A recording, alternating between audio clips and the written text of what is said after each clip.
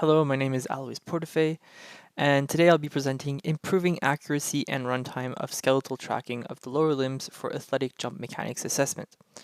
I was supervised by Dr. Fevens, and we are part of the Department of Computer Science and Software Engineering. So you may be wondering, what is an athletic jump mechanics assessment? Well, in essence, it's an exercise that is centered around a jumping motion which, through analysis of specific indicators such as the angle of the knee, allow us to determine the injury risk of an athlete. So why is this of interest? Well, we would like to prevent injury in athletes, and to do that, we have to know their injury risk. And this is particularly interesting in our use case, where we were looking at ACL injuries. For reference, ACL injuries are career-ending for certain athletes, but they cost on average $17,000, and that includes surgery and physiotherapy. So to do the analysis portion of the assessment, we use something called skeletal tracking. Skeletal tracking is usually done in different ways, but the goal is to have the 3D joint position in space of the individual while he's doing the assessment. And in the past, this was done with motion capture systems, which are very expensive systems, and they require a lot of equipment and a specialist, but it's very, very accurate. And then also it was done with the Kinect, the Microsoft Kinect, which is more portable and a little bit more accessible. It is, however, not as accessible and portable as we would like it to be. So we have another solution that uses mobile devices and tablets.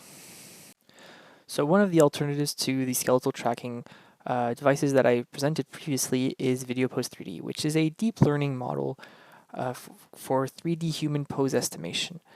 So basically that is a synonym for skeletal tracking. This will be a great example to show you what is a jump risk assessment. So this will be a drop jump test, which is good for ACL injury risk assessment. And it will also show you 3D pose estimation and skeletal tracking and how that might look. So as you can see on the left, we can see the 2D joint pose estimation, and on the left you can see the 3D joint pose estimation.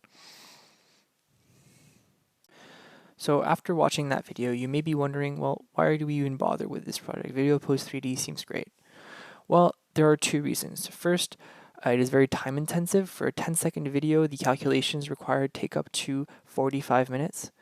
And we also have seen some inaccurate predictions, unnatural angles, and joint positions that are not accurate, even sometimes dampening of the angles, which are problematic for our injury risk assessment. So to address the issues that we touched upon previously, we split our project into two iterations. The first one, the goal was to correct lower limb joint positions and constrain their joints' range of motion. To do that, we constructed a model of the lower limbs, and we added constraints to the length of the femur and the tibia, and the range of motion of each angle, whether that be the knee or the hip, and so that concerns the flexion, extension, and the abduction of each joint. And then with these constraints, we applied inverse kinematics. So what does that mean? It means that we take the skeletal tracking result, and then we take the constraints that we have, and we try and fit or find the best configuration that fits both the estimation, the skeletal tracking, and the constraints. And that'll limit us to only natural movements. And then the second iteration was concerned with increasing the speed of this process. So we knew that we could do 2D joint position estimation in quasi-real time. And that just means that in the video, in each frame, we can find where the knee is, where the hip is, where the foot is, almost instantly.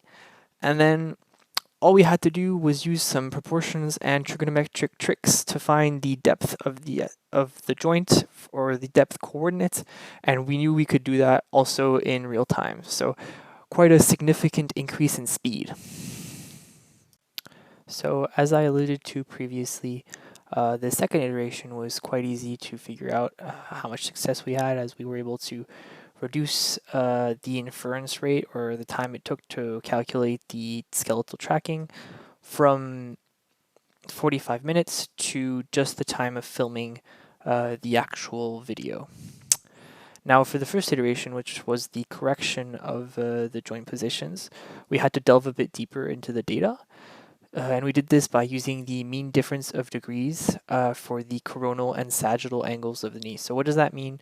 So sagittal is looking at the knee from the side, and coronal is looking at the knee from the front. So when we were looking at all the frames, we didn't see a very dramatic correction or a decrease in the error and an increase in the accuracy. But when we did look at the contact frames, which constitutes the first frame where the individual's feet touch the ground and the last frame where the individual has his feet leaving the ground during the jump risk assessment, we did see a very good decrease in error. As you can see across the board for video posed 3D, we have very good results for sagittal and coronal.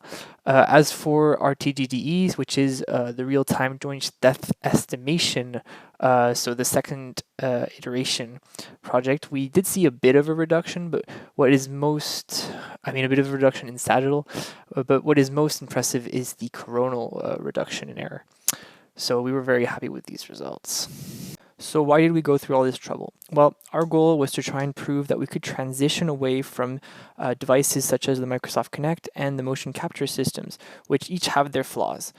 And that means that if we could go to something that only uses video, we could transition to mobile phones and tablets, which are much more accessible than the other devices. So thank you very much for listening, and thank you to NSERC, FRQNT, Concordia, and particularly Dr. Fevens for the opportunity to pursue this research project.